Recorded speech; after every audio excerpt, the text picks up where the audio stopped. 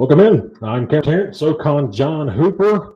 This is The Spread, and we are back, and we are better than ever, John, as the Spread podcast back in. I'm coming to you live here from Furman Paladin Stadium here on Furman University. Yep. Great view out there of the mountains and of the stadium and everything like that. So it looks real good. And John, it's good to be back and be back with you. We're actually together, which is the first in a long time. Yeah, I mean, with all the craziness going on in the world, yeah, we've both decided to collaborate together in this nice press box on the opening day of what is the 2022 football season for Furman University.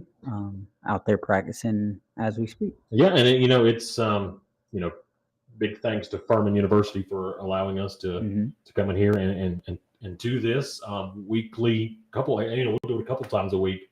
Yep. From up here. So we're looking at a couple of shows during the week that we'll stream. We'll do a show on Sunday to kind of cap the weekend action and everything like that, just like we used to.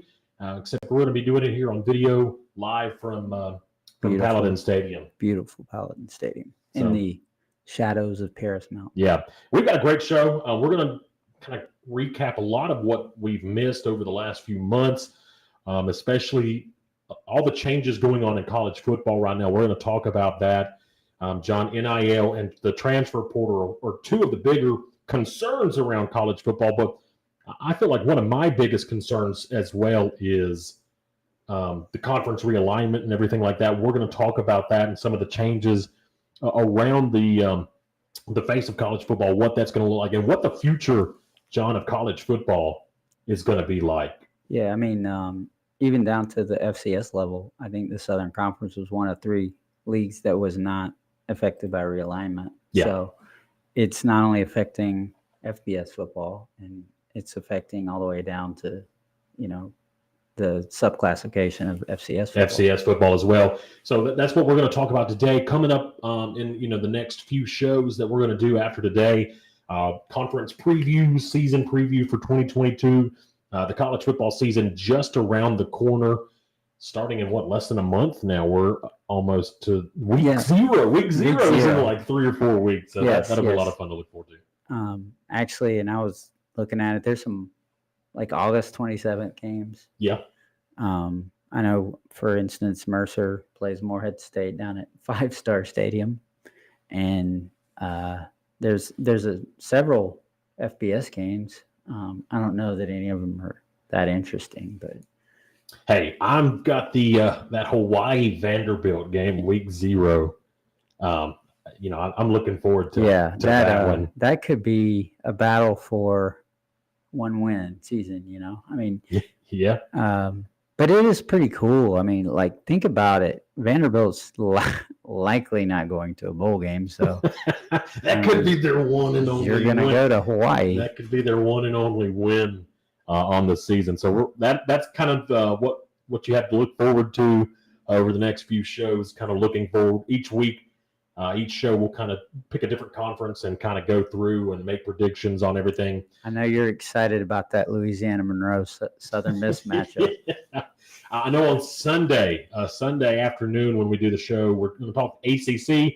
Special guest Donald Barber, who's a big Virginia Tech fan, is going to join us on there and talk some ACC football. We may have to get into some Socon football because the Southern Conference 2022 season looks to be just tremendous. I mean, it's going to be hard fought down the stretch. Yeah. I mean, literally, I think probably 7 or 8 teams could potentially. I mean, it wouldn't be out of the realm of possibility seeing one of those teams win it. Yeah. Now, if Wofford win it, they're probably. That's a long shot, John. That might be a long shot, but if Wofford gets there, I mean, even then, they could. I mean, they're not so far removed from success that they couldn't win it, Yeah. But, I think there's 7 or 8 legitimate teams that could win it, though. Yeah, absolutely. So a lot to look forward to over the next couple of weeks as we get ready to get into the 2022 college football season. Well, John, let's kind of go back kind of talk about some of the things that we have missed since our time away, and a lot of controversy, a lot of shakeup around college football, especially when it has to do with the NIL deals and the transfer portal, two of the big hot topics right now in college football. Let's specifically start with the NIL, because I feel like what has happened with the NIL, John, is not what it was intended to be. I feel like it is not so much, giving players money, it's just sort of giving them a paycheck for playing. But I feel more like it has become a pay-for-play in which now there is a free agency in college football, and that kind of ties in with the transfer portal. Doesn't it all depend on what state you're in too? Yeah. So that has a lot. There can't be a uniform. You can't change the laws because of the NCAA. Right. So that's the problem. I mean, you can't. So Alabama has different laws than California. So that's the problem. I mean, are you going to start recruiting based on that? I mean, are you going to start negative recruiting against states instead of, other programs? So, I mean, there's a whole different can of worms that has been opened because of all that has transpired. Well, and now you've got guys, and look, I'm all for, I was sort of against the idea of paying college athletes because, I like the idea of should you pay students too? Well, I like the idea, one, of the student athlete, what's the word? The amateur aspect of college sports. I wanted the authenticity of that. Right. But if we're going to pay players, my biggest concern was, how are we going to do this and it not blow out of proportion like we are now, where guys who've never even stepped on a college football field are signing multi-million-dollar contracts. It seems like. But that kind of naturally led to what everybody's talking about, the 60 or so teams breaking away. I mean, that led more to it because now you're getting NIL and it's all out of proportion, out of whack. And so now that's leading more towards there being a breakaway of maybe the Big Ten, the SEC, and then everybody else. And then here's another aspect, and we can kind of talk about Clemson in this aspect. You got a guy like DJ Uiagalelei who signed big NIL deals with Bojangles and Dr. Pepper, and then goes out and has a miserable year last year. So are they going to pull their sponsorship just because the guy has a right? Exactly. Right. And I don't think the NCAA, or not even the NCAA, but I don't think the players and the coaches in college football want that to happen. But you kind of have to think, if you're a sponsor, and if you got a guy and he's going out there and doing that, why not? Do they not have the right to go out there and pull those sponsorships? Also, is there more pressure for a coach to leave the guy in there because of that? Yeah. I mean, how much pressure is on the coach, right, then to do that? Right, exactly. So I don't know, that I like the fact that it influences the game like that. Yeah. Because I don't think that's fair to the student athlete. I don't think that's fair to the coaches getting paid to coach a game. I don't think they should have to be concerned about extracurricular things such as that. And again, it kind of ties in, John, with the transfer portal, and what we've seen now is sort of a free agency around college football. And I think the biggest case of that was the case of Jordan Edison, the wide receiver from Pittsburgh last year, that sort of goes into this free agent transfer portal and is now going to be making a lot of money out in LA. Now, as an individual, I don't have a problem with him going and making money and using his name and likeness and everything like that. But I just feel like that is not what the transfer system was intended to be in college sports. To be leveraged and used. Yes. Like that, right. And because now you're going to have large market teams steal really good talent away from small market teams. Yeah, and that is, we're getting kind of into the realm of Major League Baseball, where you've got small market teams and large market teams, and I guess they have the collective bargaining agreement that keeps one from dominating. But I mean, you look right now in Major League, the way that the trade deadlines and everything like that has been right now, the Yankees have just loaded up, whereas other smaller market teams, they just don't have that budget to kind of do that. Yeah, that's true. And how would that affect? That would even, affect the elite college football programs, because it wouldn't be the same for Clemson as it would be for Southern Cal or Alabama. It'd be different because how schools will use that, I think, will be in different ways to try to find loopholes. And I don't know where that's leading. I don't know. One, I don't know what you can enforce now. And the NCAA can't really enforce anything with this.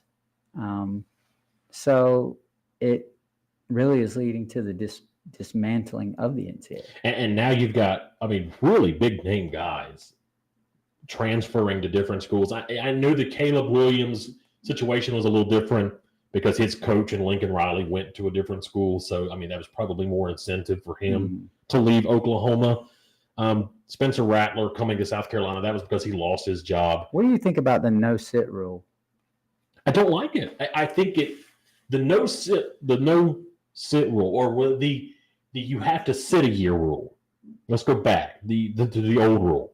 That I felt like was a barrier against guys making a rash decision and transferring for no reason, because they weren't happy or because they lost their job or something like that. What if it happened? Okay, so there's a big argument right now, and this relates to the Southern Conference in basketball, because Dan Earl takes the job from BMI. He takes a job at Chattanooga.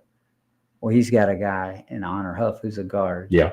Wants to transfer from BMI to Chattanooga. He was tied for freshman of the year.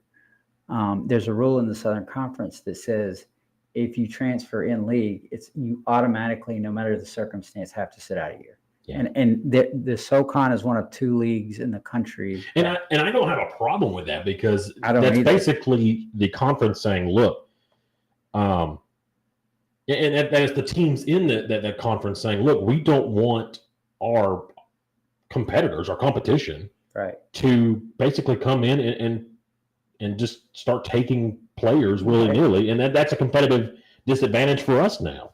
Right, and there's certain tendencies that player's going to know, even though there's a new coach coming in there. Yeah. He's going to know about that program and other players on that team, and that's why that rule is in place. So you can't gain a competitive advantage due to that. Yeah.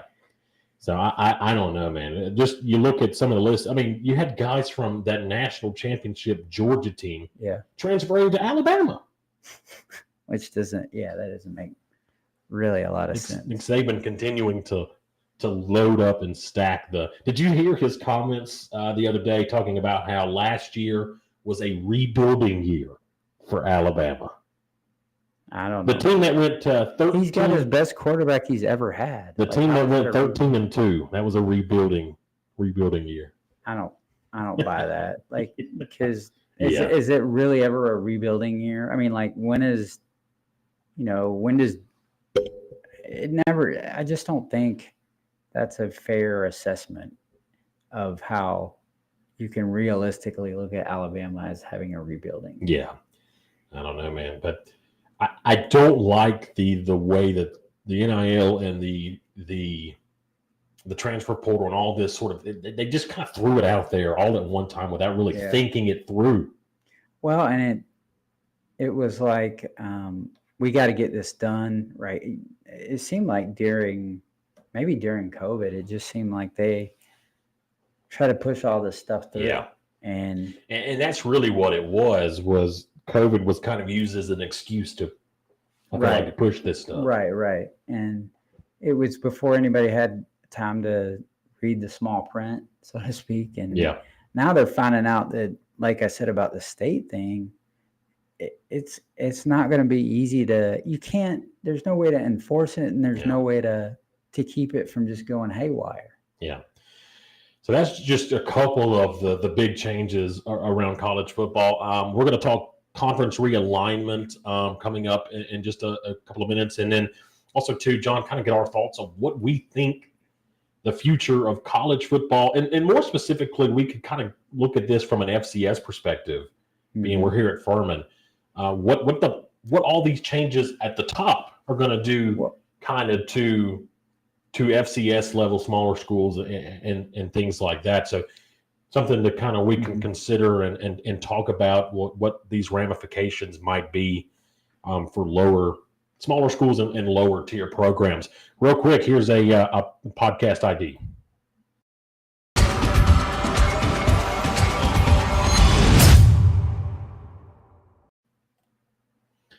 All right, John. So we talked the NIL transfer portal. The big thing right now is conference realignment as well. The shakeup is really that college football is not going to look like what it did just last year. We knew about Texas and Oklahoma a year ago. They made that decision to move to the SEC. Again, I get it from a monetary perspective, but from a competitive perspective, Texas wasn't in any. They're still not in any position, right, to be competitive in that league. I mean, did you see what LSU did to Oklahoma? Yeah, and Oklahoma has got to get a lot better defensively, and they will with Brent Venables there now. But I don't understand. I didn't understand that move, but coming out this summer, I really do not understand the move by USC, the Trojans there in Southern Cal, and UCLA to make the move from the Pac-12 to the Big Ten. Again, I get the money aspect of it, the TV deals, but you're going from playing all your West Coast teams and being on the West Coast to now having to travel half your schedule to the Big Ten to Midwest teams. It just doesn't make sense to me. And vice versa. Vice versa. Yeah, they're going to have to go out there. So I don't know. The new commissioner at the Big Ten, he's been there 2 years now. He's made some really interesting decisions. Yes. Bizarre. Yeah. But I don't know what having that rivalry does. I'm trying to put it all together because it doesn't do anything for you really in football. And in basketball, I would argue that those teams really aren't relevant. And they're not that UCLA is now. Yeah, UCLA is more relevant than USC is at basketball. USC got, they were here in Greenville and they played Miami and they were never in the game. Like it was. Yeah. And then, from a football perspective, look, yes, both are in Los Angeles. They're both sort of big market schools. USC is a brand name, but neither has been competitive. Neither has been competitive on the football field, really, right, in several years. They've had winning season, but Chip Kelly's. Last year they thought maybe they had a turnaround year, and it didn't work out as well. Maybe he's improving that program, right. No doubt. We'll see what Lincoln Riley can do there at USC. They'll be offensive, but I felt like their concern was defensively. A problem I have, it's not even about those teams being that they have the pageantry, they have good traditions, but there's sort of a lackadaisical fan viewing point of those schools out there. They don't sell out games. And especially let's consider this: is anybody going to show up to the Rose Bowl to watch UCLA versus Purdue? The other thing is, do you diminish the Rose Bowl because it was Big Ten impact, and you take two of the teams that? Well, and now it's with the Rose Bowl being part of the college football playoff. That kind of diminished. Right. But you. In itself. Yeah, that's true. But it feels like they just took every tradition away at once, and it's just let's just make it a Lego world or something. I get the move from a financial standpoint. You're going to make more money. Those two teams are going to make more money in the Big Ten than they would have in the Pac-12, and they'll have a better chance of probably making the playoff. But making money isn't always the best. Yeah. It doesn't play well to the fans. Tell that to the athletic director. Yeah, but if no one's at your game, and you're making a lot of money, what does it matter? Yeah. who are you playing? Like, are you playing? Is it about the money or about the student athletes having people coming to see them play? That's my thing. Well, I think one thing that we're seeing, John, with all these conference realignment is geographically, that doesn't mean anything anymore. You can be in a conference with a team all the way on the other side of the country, and it like that regionality aspect of it is no longer there at the FBS level. But I mean, at the FCS level, it kind of has to be because they don't have the same budget. Yeah, they can't travel as far. Yeah, right. So I mean, these conferences that are coming out of nowhere and just stealing other, like the Atlantic Sun, and like, what are they doing? You know, like, I don't understand. And half the teams, I know Jacksonville State and Eastern Kentucky didn't want to pay their exit fee to the OVC. I mean, so there's a little bit of a free for all at the FCS level. You know, it's funny because at that level, they can just kind of, I think you at that level, for instance, Jacksonville State's going to stay in one conference, and then they're just going to leave to go to conference. I think it's Conference USA they're moving to, so they're going to be there like one more year. And I think you know, that's what I was going to kind of bring up is now you've got the Pac-12, the Big 12, kind of scrambling to try to fill that open void by trying to bring in other teams that can. I mean, look, the Big 12, you're not going to replace Texas and Oklahoma as brands. The Pac-12, you're not going to replace UCLA and USC as brands. So I know the Big 12's gone out and gotten Cincinnati. They've gotten UCF. They've gotten some other teams. But I would argue that the SEC's move to get Texas and Oklahoma was a lot smarter than the Big Ten's move to get USC. And UCLA. Well, at least they're somewhat close in proximity. Well, and it betters them in basketball. I think it does. Like in basketball. In all sports. Yeah, you got to look at this from more than just the football perspective. Right. And I'm not sure that USC and UCLA, you know, betters the Big Ten in every single sport across the board. No. But yeah, I mean, Texas and Oklahoma. I mean, look at there's softball programs, and those, you know, they're pretty good baseball programs. Yeah, those two sports, Texas and Oklahoma, that's definitely some added incentive to the SEC as well. But I don't know. And then you've got even smaller G5 group of 5 conferences that are expanding. Look at the Sun Belt, John. Yeah, you've got a couple new teams: Marshall, Old Dominion, and then James Madison from the FCS. They're moving up, and they're all joining the Sun Belt this year. And Georgia Southern still picked last. But at least that kind of makes sense because you're bringing in teams that sort of have familiarity with some of the other teams in that conference. Right. I mean, look, App State Marshall, that's a great rivalry game there. Mm-hmm. You're bringing that back. That's an added incentive for those fan bases. And App State, James Madison have a history. James Madison, Marshall, you know, there's a history there with Mickey Matthews who coached at, you know, Marshall and James Madison. So there's a lot of background to a lot of those rivalries that goes, you know, they have deep roots. So I think that's kind of neat for some of them, especially I think the Sun Belt has made that conference has actually become, you know, one of the better group of 5 conferences in terms of.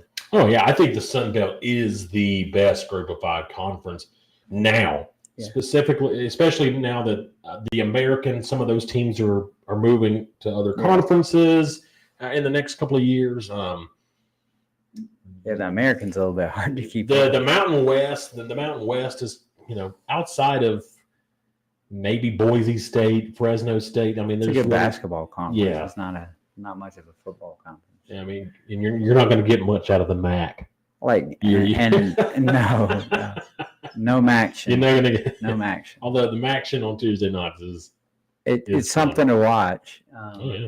So, and the thing about it is, I think like you look at some of those programs you mentioned. I think the Mountain West, Nevada, has kind of fallen off. You know, it's like they're not what they were. Under, I think it was Chris Ault was the head coach there when Kaepernick was running the pistol. Yes, they were, you know, they were hitting as a program on all cylinders back then, and even you mentioned Boise State, a program that's taken a step too, since Yeah. about a decade after that miracle upset of Oklahoma in the Fiesta Bowl. Yeah. So, Do you remember the Boise TCU yeah, that was a great Fiesta Bowl that year? Oh man, what a great game! That was a good year for. You mentioned if we're gonna go small market or like group of 5, that was a good year for those. 2009. Sort of, yeah.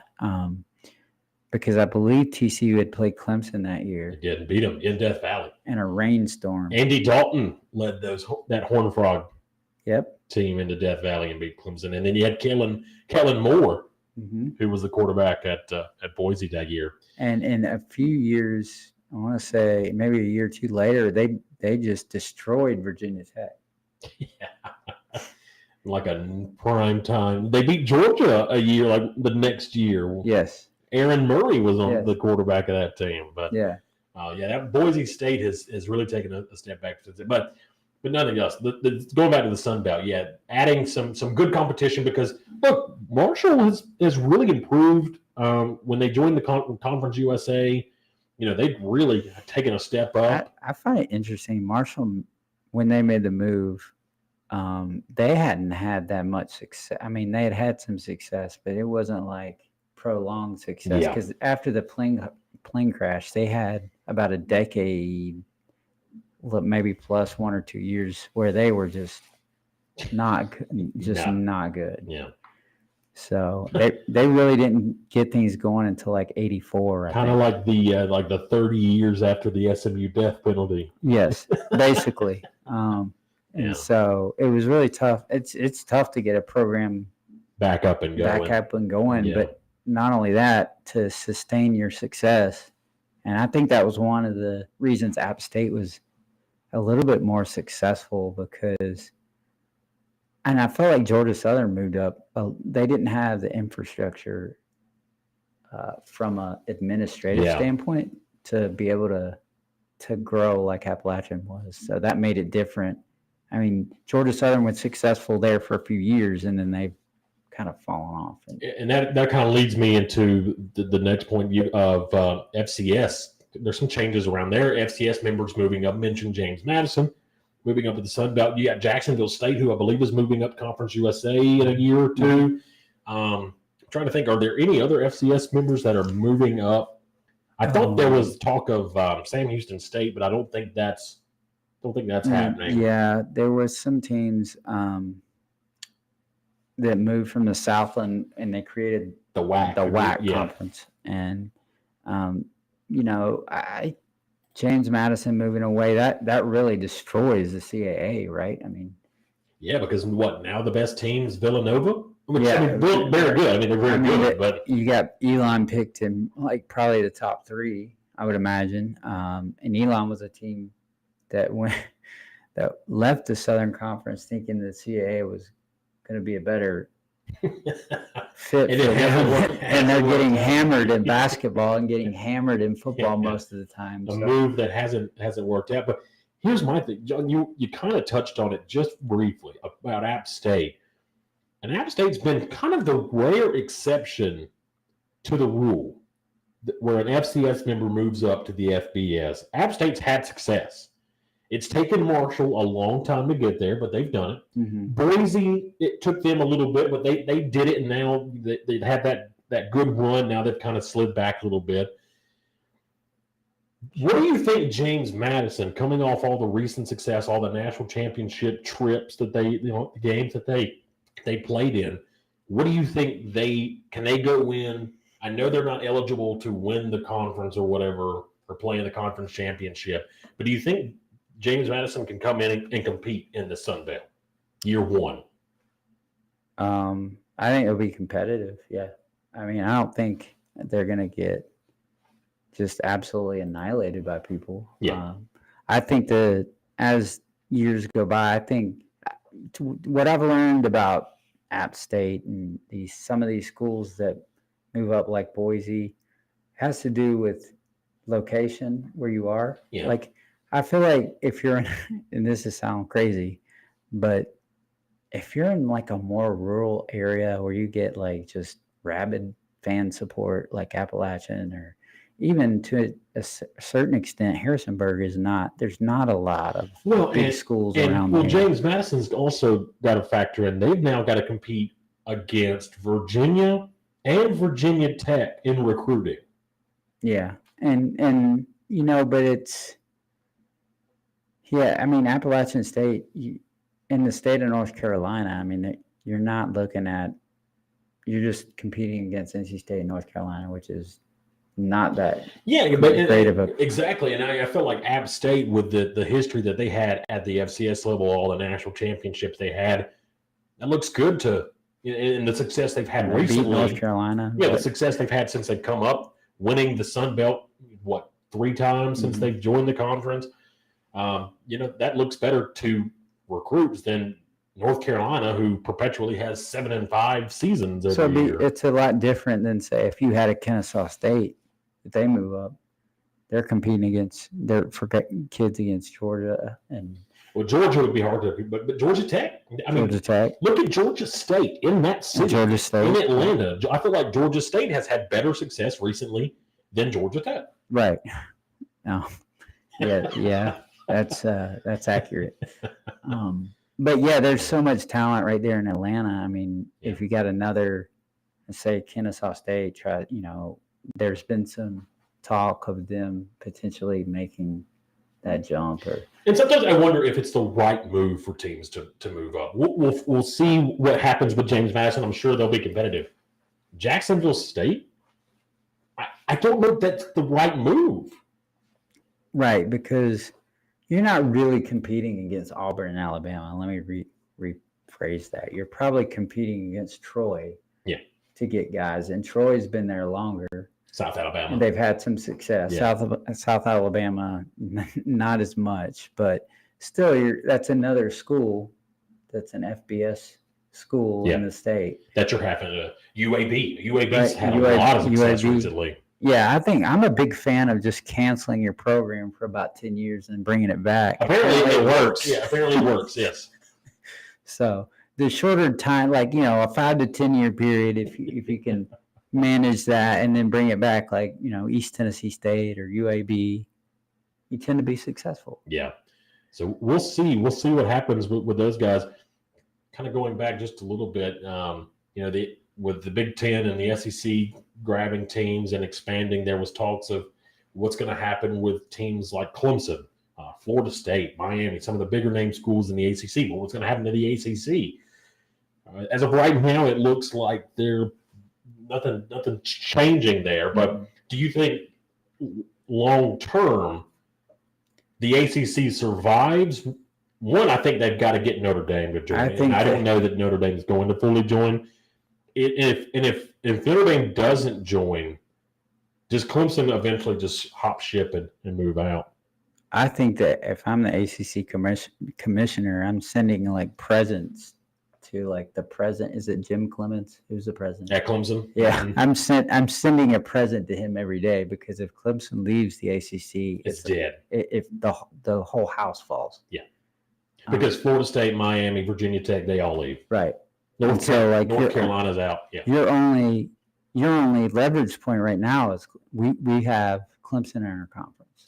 And that's why I say for the ACC, they've got to get Notre Dame to join fully, not just in every other sport, but football. But they've got to get them to join in football as well.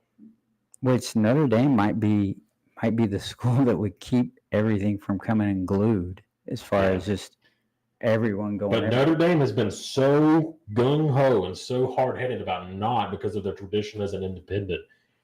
I don't know that they've changed their mind. With how it's changing now, what tradition are you keeping? Yeah, as an independent, also too, who's going to schedule you? What are the conference schedules going to look like? If somebody's playing, 10 conference games now, where are they going to fit you in? Also too, Notre Dame's made 2 playoffs as an independent. If they weren't making the playoffs, I feel like they'd probably be a little bit quicker to join a conference. Yeah. I don't know that there's any fire under them to do that. But maybe not. If Notre Dame can join the ACC will stand. And if not, in a couple of years, Clemson moves out, You're right. The whole thing. Yeah, the whole thing falls. and we're just talking about like college football is driving every other sport right now. Yeah. So But it always has. Well, it hasn't always driven the NCAA tournament that it that's could true. potentially drive, like, and that's big. I mean, because if you lose that, I mean, the NCAA is really, if they lost that, they probably wouldn't be an organization anymore. I mean, did you hear? Who was it that recently said that? No, it was the SEC commissioner said that Greg Sankey said that he would love to see the NCAA tournament exclude Group of Five members and just be a Power Five tournament. I feel like you wouldn't get anybody to watch it. The whole point of the NCAA that's the reason people watch the NCAA tournament is for smaller market teams, mid majors, and no one's picking a bracket that if you have like UCLA is the 1 and like Michigan is the 16, like nobody cares about it. Yeah, I want to see. Now they're in conference together, so you couldn't have that match. People want to see St. Joseph's. People want to see Oral Roberts. People want to see VCU. That's another problem. If you couldn't have in-conference matchups, if you had like a group of 60 teams and like 30 of them were in one conference, it's going to create all kinds of problems. All sorts of issues. But John, we're going to take just about a minute break. We're going to come back and talk about what we think sort of the future of college football is going to look like. Not just from an FBS perspective, but really from an FCS perspective, and what all these changes, everything's going to do. Maybe to look to the Socon and what the future of that looks into. But we're going to take just a 1 minute quick little break here, and then we'll be right back. This is the Spread Podcast.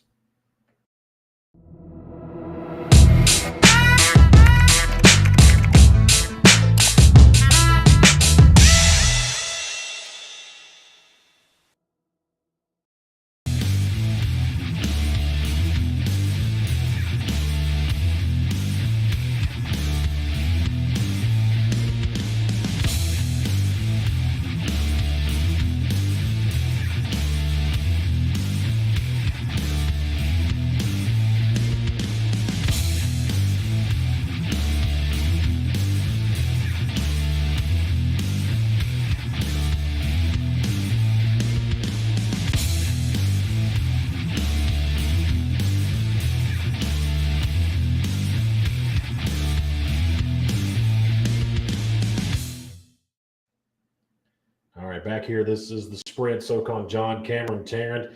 We've talked a lot about sort of the changes around college football, John, NIL, transfer portal, conference realignment. What does college football? This is no longer going to be the sport that we've known and loved for our whole lives. It's changed. It's completely different being now. Moving forward, what is college football? What does it look like? What is the future going to hold for the sport? Well, I mean, at the FBS level, obviously you're going to have the disappearance of some regional rivalries that you would have had you had as a kid, or at least I did, and then which I feel is a bad thing. The regionality of college football was what made it special, right? The funny thing is, with Texas moving to the SEC, Texas and Texas A&M again, which that's the reason they moved to the SEC in the first place. So how hard did Texas A&M try to keep Texas out of the SEC is what I want to know. Yeah, that's pretty funny. I was thinking about that the other day. I was like, their whole recruiting, they had shaped all their recruiting around this one thing. They're going to play in the SEC, and now that ruined it. It's funny. I mean, it's humorous from that perspective. But that will be nice to have that game back. They had the whole big deal about the Tennessee or Texas network having, being able to recruit with having the network, and that was the reason they were that didn't really work. My whole thing, this really all started 2011 when Texas A&M, Missouri left, Colorado and Nebraska they left and went to that. It all started then. Yeah, and you lost Colorado, Nebraska. That was a big one because that was a game that was like always Thanksgiving week or something like that, and it was the same week as the Texas A&M game. Now you're going to lose from the Pac-12 perspective. You're going to lose USC Cal. You're going to lose USC Stanford. Potentially going to lose an Oregon and USC matchup, which is always really good.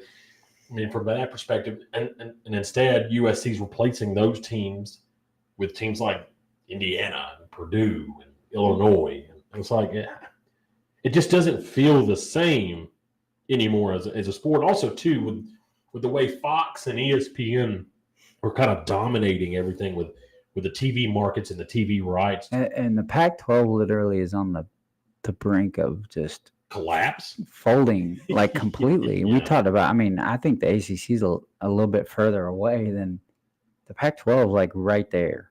I mean, yeah, because somebody comes in, let's use this scenario, because I think if they poached a couple, I think they would poach 2 more teams, and they'd probably take Oregon and Washington. Yeah. I mean, if you think about it in terms of football traditions, you know, Washington's been not that good lately. And like you said, football's sort of driving all of this. And if I'm thinking as a conference commissioner, what 2 football schools would I want that are left out of that conference? If you take Oregon and Washington out of there, who do they have? Like, what do they have? Yeah. So nobody.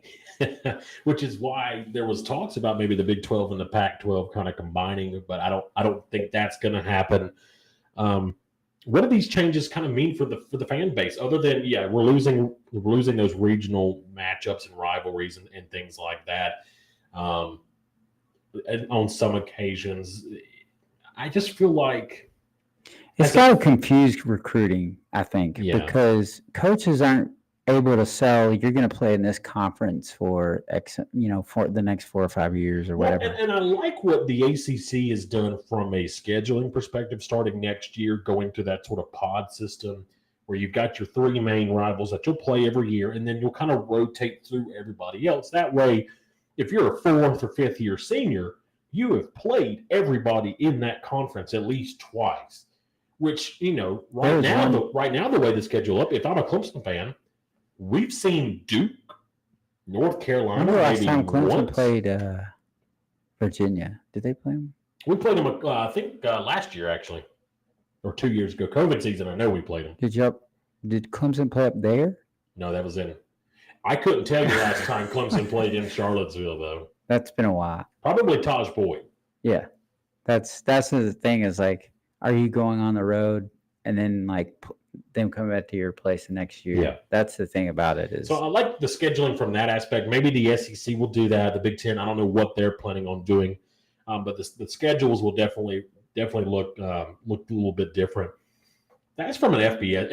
And too, I want to touch on this real quick. I think inevitably what's going to happen is the group of 5 is going to get left out of everything. They're already getting left out of everything. The group of 5 is going to split off and form their own division. So here's a question about App State. Did they move to a place where they can't move from? Yeah, potentially. Because the whole reason they moved up is because they were like, well, the window is closing to move up to FBS, and if we don't move now, but like, what are you moving to? Like, where's your potential to take that? Well, there's no more going up for App State. Right, but that's the whole reason you move to FBS, in my opinion. You don't move up to go to the Camellia Bowl. You move up to have a potential to be a playoff contender, and that's going away. Yeah. Like that doesn't make sense to me. So would you think instead of the group of 5 forming their own sort of division, do you think the FCS and the group of 5 merge back? Perhaps, yeah, I could see that happening because I don't think you can make there's not a way to make that another tier. Like, I think the group of 5 isn't. But look, from App State's perspective, they're making more money in the Sun Belt now than they ever were in the Socon. Yeah, but the reality of it is, how far will that take you? How far will that take your fan base? Because at some point, just winning those, complacency has to set in. Which is why I think the group of 5 is going to form their own. If they don't form their own division itself, they'll form their own playoff. Right. outside Probably, of the Power Five. Yeah. And I mean, but like if you're a student athlete and you're looking at it, what's the difference of playing at App State than like playing at Tulane? Or I mean, no, I'm sorry, or playing at like a App State, or let's say, I don't know, playing at a Sam Houston State. Is there that much of a difference? Yeah, App State's got a lot of tradition, but you might get to play right away at Sam Houston State. There's not much of a there is a difference, but there's not as much as one as you might say, like from Sam Houston State to. I just don't think there's that much of a separation. There's more of a separation from the elite FBS to the group of five than there is between the elite FCS to the group. So what does that mean for the FCS then? For specifically, let's look at Furman. What are all these changes at the top? Are they going to have any impact on the Socon, on Furman, on the FCS as a whole? I mean, there will be, but I don't know. It won't happen right away. You're not going to notice it for like 5 or 6 years, I don't think. I mean, because with the transfer portal, that's kind of the equalizer in this whole thing. Yeah. You can still get guys that from the portal if you need them. Like, yeah, but these are guys that don't work out at FBS schools. Yeah, but you could still do that back in the old transfer days because there was no penalty for moving down. There's not going to be a penalty for any of it. I know. So, you can just go. Look at Chattanooga. They have 32 FBS transfers. It's half the roster. Right. That's unheard of. That's half the roster. Right. For guys. And crazy. So, like 19 just from, I think, this past year. Yeah. So that's a lot of players. But you can't. I don't agree that you should probably make a whole roster of them. There's still enough talent out there. You can get what you need. Yeah. So I don't know. I just feel like the sport's definitely changing, and it's not what we were accustomed to, John. It's not what we grew up with, and the nostalgic side of me hates that. I think college football was better. It's different. Yeah. I think college football is better when it was a small market, more regional game. I find it funny that people will say, like these national shows, they'll be like, you're looking at it from a fan's perspective. I'm like, yeah, well, like who's 90% of people that watch it? It's not like administrators. That's the thing too, is they're making all these changes to bring in the casual fan. But the casual fan's not the one that drives the sport. Right, exactly.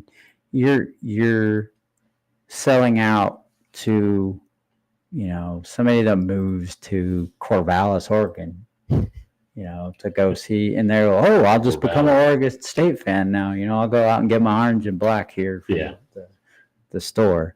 Where it's the guys like you and I that have grown up here and have deep roots with both Furman, Clemson. You went to App State. So, right, exactly. So if you grow up in a region, it's a lot different than if you just move there for a job and decide to root for that team. And it's like me. That's who they're catering you to, is like the casual person that just moves into a city and say, I'm going to be a college football fan now. And when the ACC expanded and got Syracuse and Louisville and Pitt, I didn't quite understand it because as a Clemson fan, I don't have any sort of history with any of those programs. No. Like, why do I care about Syracuse or Louisville? I as a Clemson fan, my teams that I look at on the schedule every year: South Carolina, Florida State, North Carolina State. Wasn't it Jim Boeheim that said kind of the same thing? He was like, we didn't really want to be in the ACC because we were losing the Big East. Yeah, the Big East was a tremendous basketball conference, and that completely died. And it died when those teams were added to the ACC. Yeah. Interesting. That was kind of a shift made for basketball. Yeah. What I find interesting about the ACC is basketball has been their most successful sport, but like they're having they still have to sell out to keep football intact, or everything, even basketball, comes into question then, because like you're saying, well, if they're just going to break away, then you either have to be in the SEC or the Big Ten, and I don't think from a football perspective, I mean, who's going to go after Duke and North Carolina? Exactly. So a lot of changes made to the sport. I hate to see it. There's nothing we can do about it now. I mean, it's happening. This is what the future of college football is going to look like. And so us as fans are just going to have to sort of adapt to it and just, try to keep enjoying the product that they put out on the field. But that leads me to John. I am really, really excited for 2022 and for the season upcoming. I'm ready for football to be back. And again, we're just a couple of weeks away now. Yeah, I mean, it's like less than a month. Yep. Away. And Clemson will end all of week one. Clemson's the final game of week one, that Monday night Labor Day weekend. There's always a strange Monday night game. Clemson, Georgia Tech. Was it Florida State and Notre Dame? Was that last year? That was last year. And then 1 year it was like Florida State and Ole Miss. Florida State, Alabama was 1 year. Yeah. So, and I feel like a lot of those games, this might not be good, but most of those games we just mentioned were all really good games. So this Georgia Tech game is a good game. I hope it's a Clemson fan. I hope it's not a good game, but I don't think Georgia Tech's very good. I'm really excited for college football. Excited to be back with you, John, and to start kind of getting into the season and diving into what our predictions are for this year. That'll be the next couple of shows over the next few weeks. I'm excited. I can't wait. Especially like here, I think Furman opens on a Thursday night for the first time since like 2005, I believe. That was the last time they did. And that was on the road. Yeah. So that's fun. It's gonna be a lot of fun. Thank you for joining us. Catch back up with us each and every week. Like I said, we'll have a couple shows throughout the week that we'll have the preview shows, and then John and I will sometimes just talk about random things. Maybe do random list of things stadiums with mountains in their background. Furman's up there, but I think BYU probably wins obviously the mountains are bigger. But, App State would be a good one. App State would be a good one. This doesn't count. Well, I guess it does. Virginia Tech might. I think the Sun Bowl actually has a weird setting. If you're on the very nosebleed sections of the Sun Bowl, I think you can look into Mexico. Yes, which is interesting. Yeah, I think that's pretty cool. But glad to be back, John. Had a blast here today. Looking forward to the season ahead. Again, just want to thank Furman University for allowing us to use the booth up here in Paladin Stadium. What a lovely setting we've got. I've got here in front of us for each and every show. Next show, we'll be back live on Sunday afternoon. We'll talk maybe some ACC and Socon football and make some predictions of what we think is going to happen in those two leagues. So see how wrong we are. Yeah, we were very wrong last year on a lot of things. So hopefully we can get a little bit better about that. So looking forward for you for joining us. Stay tuned. Got a lot coming up for you here on The Spread.